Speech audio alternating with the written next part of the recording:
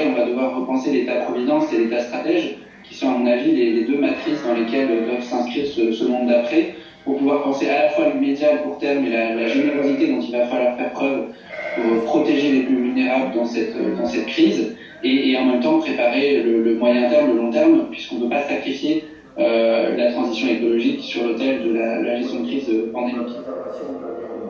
Greenpeace, WWF, Sea Shepherd, Génération Future, Planète Mère, Noé, les Amis de la Terre, France Nature Environnement, Aspas, les Colibris, Extinction Rebellion, Nous voulons des coquelicots, Arbre, Zero Waste, We Are Climate, Terragie, Aspas, le réseau écologique. Qu'est-ce que cette crise sanitaire inédite du monde dans lequel nous vivons?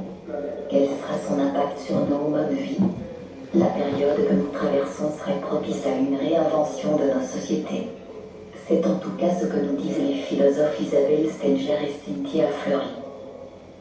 Faire monter au pouvoir une force d'action citoyenne et durable. La grande crainte d'aujourd'hui, c'est l'enseignement que l'on va tirer de cette crise, le retour d'expérience, selon Cynthia Fleury. Comment va-t-on utiliser les leviers nationaux et internationaux pour gérer les prochaines crises? Le seul pari viable pour réinventer le monde de demain, nous dit-elle, c'est de créer du nouveau plus juste pour que demain soit simplement plus vivable. Cela implique de mettre en place de nouvelles manières de travailler, d'enseigner, de protéger la santé et la recherche. En ce moment, il y a un levier pour enfin créer et aimer cette identité européenne forte, un levier pour aimer à nouveau la démocratie. On est en train de redécouvrir que les comportements collectifs nous protègent des vulnérabilités individuelles. Nous sommes donc à un moment philosophique charnière pour l'avenir du monde tel qu'on le connaît.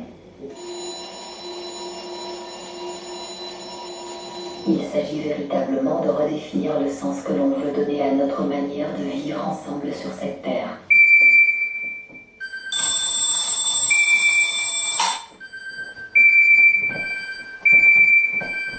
Il va falloir faire monter au pouvoir une force d'action citoyenne et durable.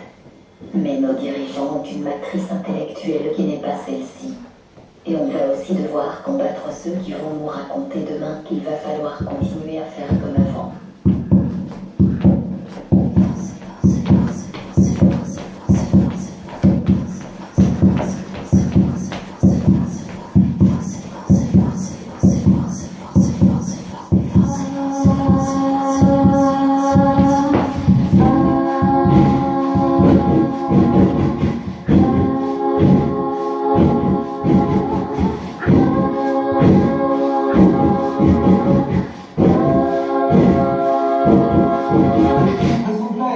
Le choix, il n'est pas, n'est-ce pas, scientifique. Il est quand même politique à un certain niveau.